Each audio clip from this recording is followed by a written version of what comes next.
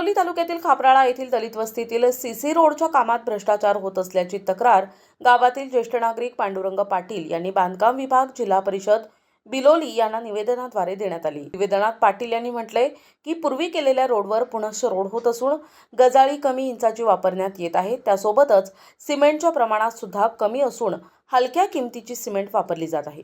याकडे संबंधित वरिष्ठ अधिकाऱ्यांचे जाणीवपूर्वक दुर्लक्ष होत असल्यानं हा कारभार गुत्तेदारांना आपल्या मर्जीप्रमाणे करत आहे।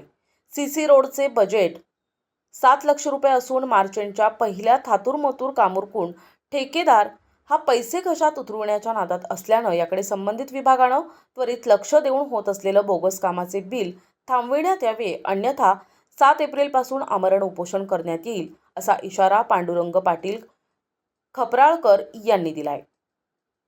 प्रतिनिधी दादाराव इंगळे, NTV न्यूज मराठी, बिलोली, नांदेड।